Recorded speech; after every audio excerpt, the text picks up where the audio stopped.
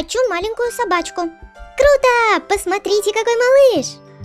Всем привет! Я Анна Оськина, и сегодня покажу, как сделать самого маленького шпица.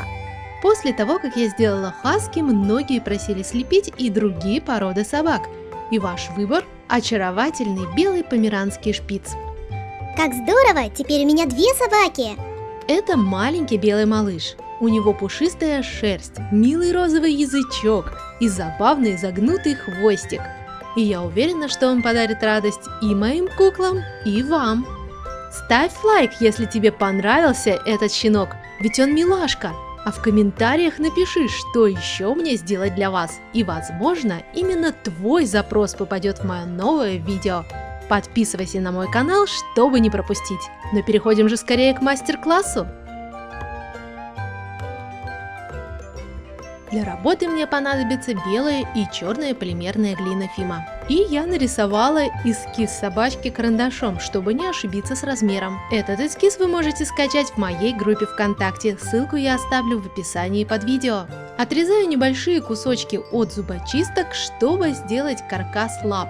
А каркас самого тела выполняю из куска полимерной глины. Каркас можно сделать из любого цвета, но я сразу выбрала белый. Делаю вытянутую форму тела, загибаю шею нужного мне размера и вставляю в это тело ножки. Замазываю полимерную глину вокруг зубочисток.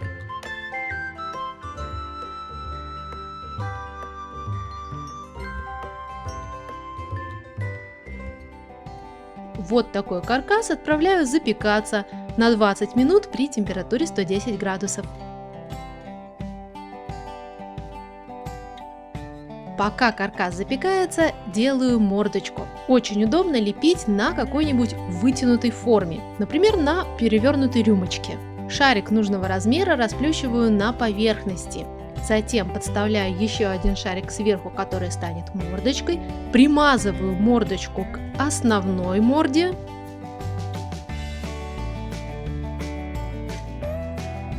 Я заранее запекла 2 маленьких черных шарика, чтобы вставить их в качестве глаз. Либо можно использовать черные бусинки. Вдавливаю глаза в морду и сверху накрываю кусочками полимерной глины, чтобы сформировать глазницы, верхние и нижние веки.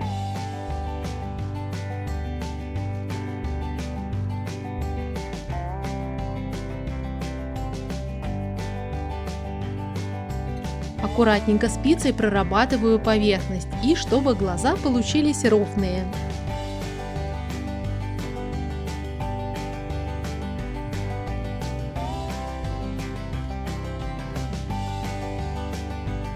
Разрезаю вытянутую мордочку на 2 части, чтобы получился рот, и аккуратненько подравниваю.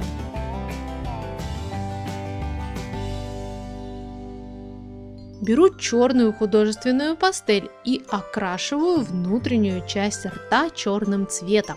Но окрасилась не только внутренняя часть морды, но и немножечко по краям, и все лишнее я убираю влажной салфеткой. Делать это нужно очень аккуратно, чтобы не повредить морду. И после этого начинаю прорабатывать шерсть на мордочке, на всей голове, вокруг глаз, на шее, то есть все. Это можно делать иголочкой, спицей, либо моделирующим инструментом, чем вам удобнее, что у вас есть.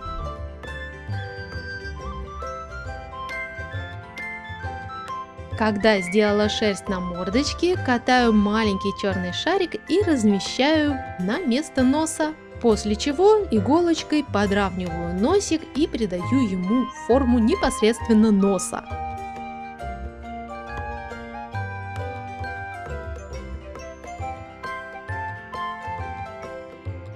Беру маленький кусочек розового цвета, катаю из него колбаску, расплющиваю ее на рабочей поверхности, иголочкой делаю бороздку посередине, отрезаю лишнее и вставляю этот маленький очаровательный язычок. Да, будет высунутый язык. И морда готова, можно отправлять ее запекаться. После выпекания снимаю мордочку с рюмочки и переходим к проработке шерсти. Сначала я прорабатываю сами лапы. Зубочистки облепливаю белой полимерной глиной и замазываю все швы.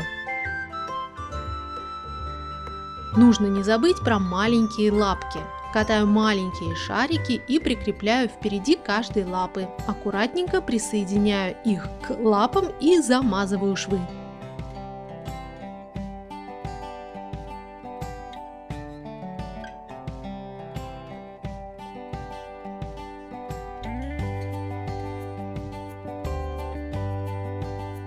После этого придаю шерсть всем лапкам.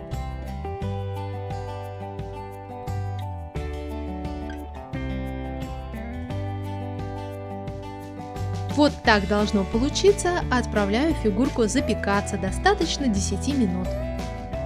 После запекания лапы станут твердыми, и можно не бояться их повредить, работать дальше. Ведь согласитесь, обидно испортить такую тонкую работу. Ну а теперь можно присоединять шерсть дальше. Я облепливаю верхние части лап, чтобы получилась длинная пушистая шерсть и животик. Получаются своего рода пушистые панталончики.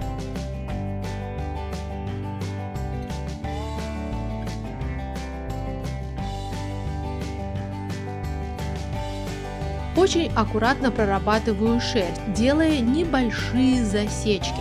Как я уже говорила, эти засечки можно делать иголочкой, спицей, либо моделирующим инструментом, как вам удобнее. С большим вниманием прорабатываю животик, чтобы получился эффект действительно пушистой шерсти, как будто бы шерсть смотрит в разные стороны, ведь собака не стоит бездвижно, она все время двигается, и шерсть тоже туда-сюда двигается. И когда проработала верхние части лапок и животик, еще раз фигурку запекаю 10 минут.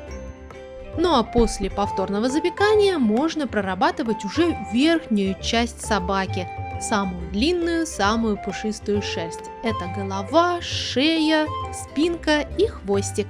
Не бойтесь запекать полимерную глину несколько раз, она прекрасно выдерживает повторное и даже третье и четвертое выпекание, если вы не превышаете температуру, поэтому обязательно смотрите инструкцию на упаковке. Голова и шея – это самое пушистое место шпица, то есть оно самое объемное, там очень много шерсти. Так как у нас полимерная глина сама по себе не пушистая, этот объем показывается непосредственно количеством пластики, поэтому нужно налепить на шею очень-очень много полимерной глины. И, конечно же, необходимо ее налепить так, как нужно. Для этого воспользуйтесь рисунком, который я подготовила. Либо можно посмотреть на фотографию настоящего шпица, либо если у вас есть такой замечательный питомец, то посмотрите на него. И можно лепить прямо с натуры. Когда облепила шею, голову, верхнюю часть тела, можно прилепить саму мордочку. Вокруг мордочки также прикрепляю полимерную глину, и нужно сделать так, чтобы получилось, как будто мордочка – это часть тела. Но она и есть часть тела.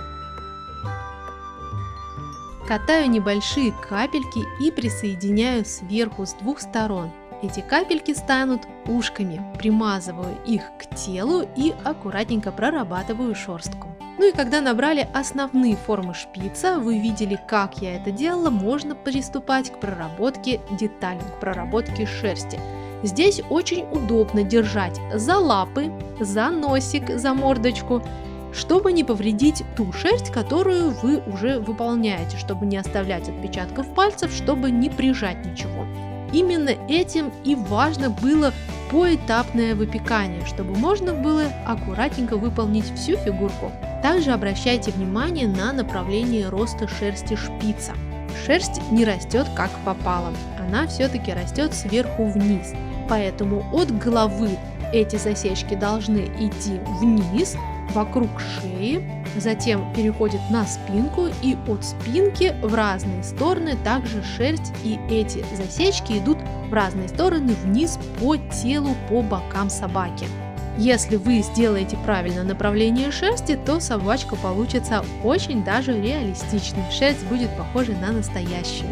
И когда тело будет полностью готово, можно делать хвостик. Я загибаю кусочек полимерной глины вот в такой вот рогалик-круассан и присоединяю его на место хвоста. У шпица хвостик загнутый и очень-очень пушистый. Поэтому аккуратненько придерживая фигурку, придаете фактуру и этому хвостику.